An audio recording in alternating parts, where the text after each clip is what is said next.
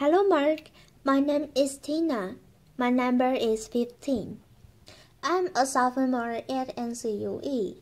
Today I'm going to read a speech called How I Teach Kids to Love Science by Cesar Harada. When I was a kid, my parents would tell me, "You can make a mess, but you have to clean up after yourself." So freedom came with responsibility. But my imagination would take me to all these wonderful places where everything was possible. So I grew up in a bubble of innocence, or a bubble of ignorance, I should say, because adults would lie to us to protect us from the ugly truth. And growing up, I found out that adults make a mess, and they are not very good at cleaning up after themselves. Fast forward, I'm an adult now, and I teach citizen science and invention at the Hong Kong Harbour School. And it doesn't take too long before my students walk on a beach and stumble upon piles of trash. So, as good citizens, we clean up the beaches. And no, he is not drinking alcohol, and if he is, I did not give it to him. Later. And so it's sad to say, but today more than 80% of the oceans have plastics in them. It's a horrifying fact, and in past decades, we've been taking those big ships out and those big nets, and we collect those plastic beads that we look at under a microscope, and we sort them, and then we put this data onto a map.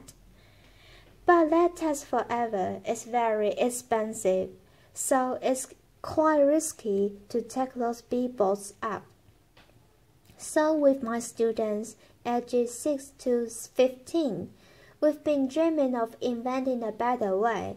So we've transformed our tiny Hong Kong classroom into a workshop. And so we started building a small workbench with different heights, so even really short kids can participate. And let me tell you, kids with power tools are awesome and safe. Later, not really, and so, back to plastic. We collect this plastic and we grind it to the size we find it in the ocean, which is very small because it breaks down.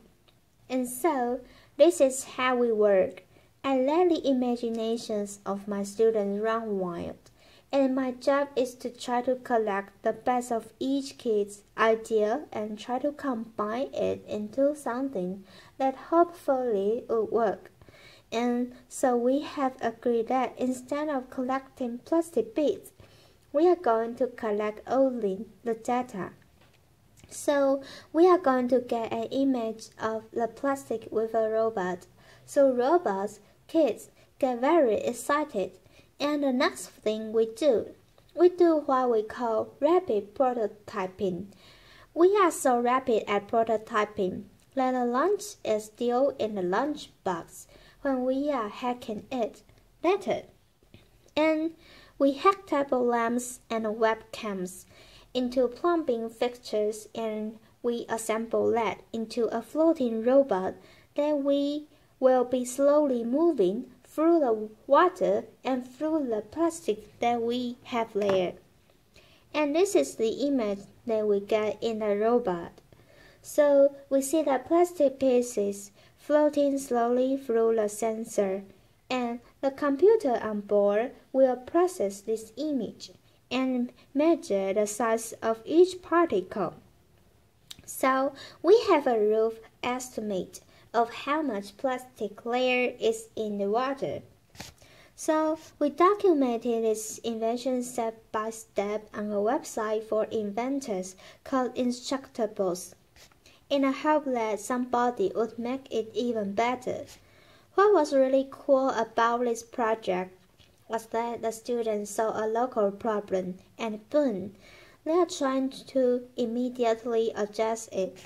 I can investigate my local problem. But my students in Hong Kong are hyperconnected kids, and they watch the news, they watch the internet, and they came across this image. This was a child, probably under 10, cleaning up an oil spill barehanded in the Sunderbird, which is the world's largest mangrove forest in Bangladesh. So they were very shocked because this is the water they drink, this is the water they bathe in, this is the water they fish in, this is the place where they live. And also you can see the water is brown. The mud is brown and the oil is brown, so when everything is mixed up, it's really hard to see what's in the water. But there's a technology that's rather simple, that's called spectrometry, that allows you to see what's in the water. So we built a rough prototype of a spectrometer.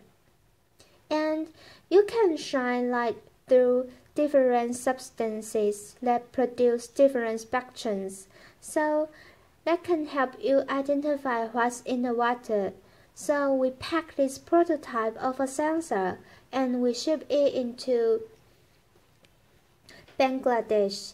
So what was cool about this project was that beyond addressing a local problem or looking at a local problem, my students use their empathy and their sense of being creative to help remotely other kids. I can investigate a remote problem, so I was very compelled by doing the second experiment, and I wanted to take it even further, maybe addressing an even harder problem, and it's also closer to my heart. So I'm half Japanese and half French. And maybe you remember in 2011, there was a massive earthquake in Japan. It was so violent that it triggered several giant waves. They are called tsunami, and the tsunami destroyed many cities on the eastern coast of Japan. More than 14,000 people died in an instant. Also, it damaged the nuclear power plant of Fukushima, the nuclear power plant just by the water. And today I read the reports, and an average of 300 tons are leaking from the nuclear power plant into the Pacific Ocean. And today the whole Pacific Ocean has chances of contamination of cesium 137. If you go outside on the west coast, you can measure Fukushima everywhere, but if you look at the map, it can look like most of the radioactivity has been washed away from the Japanese coast, and most of it is now.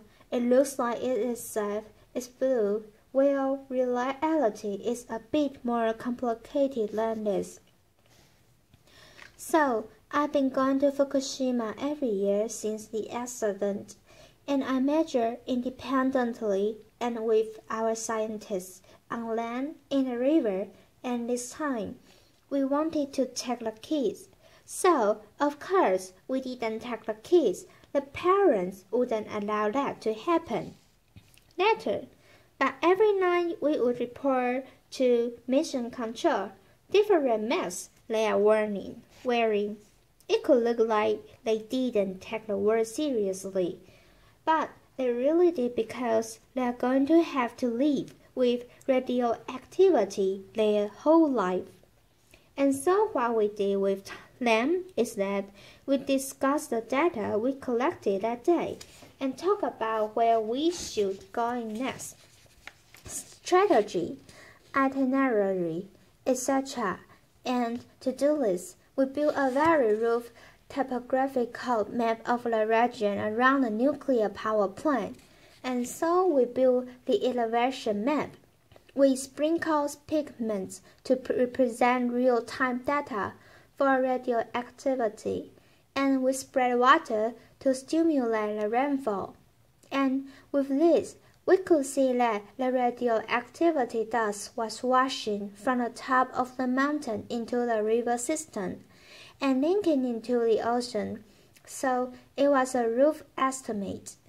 But with this in mind, we organized this expedition, which was the closest civilians have been to the nuclear power plant. We are sailing 1.5 kilometers away from the nuclear power plant, and with the help of the local fishermen, we are collecting sediment from the seabed with a custom sediment sampler we've invented and built. We pack the sediment into small bags. We then dispatch them to hundreds of small bags that we send to different universities, and we produce the map of the seabed radioactivity, especially estuaries where the fish will produce. And I will hope that we will have improved the safety of the local fishermen and of your favorite sushi. Later, you can see a progression here. We've gone from a local problem to a remote problem to a global problem, and it's been super exciting to work at these different scales with also very simple, open source technologies, but at the same time, it's been increasingly frustrating because we have only started to measure the damage that we have done. We haven't even started to try to solve the problems. And so I wonder if we should just take a leap and try to invent better ways to do all these things. And so the classroom started to feel a little bit small. So we found an industrial site in Hong Kong, and we turned it into the largest mega space focused on social and environmental impact. It is in central Hong Kong, and it's a place we can work with wood, metal, chemistry, a bit of biology, a bit of optics. Basically, you can build pretty much everything there. And it's a place where adults and kids can play together. It's a place where kids' dreams can come true, with the help of adults, and where adults can be kids again. Student, acceleration. Cesar, Harada. We are asking questions such as, can we invent a future of mobility with renewable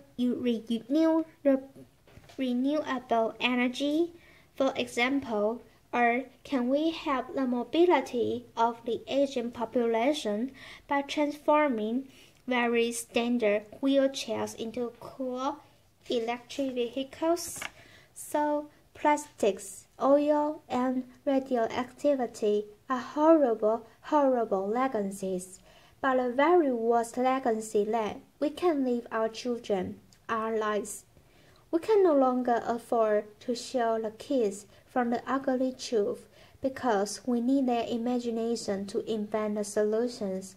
So citizens, scientists, makers, dreamers, we must prepare the next generation that cares about the environment and people, and that can actually do something about it. Thank you. Applause.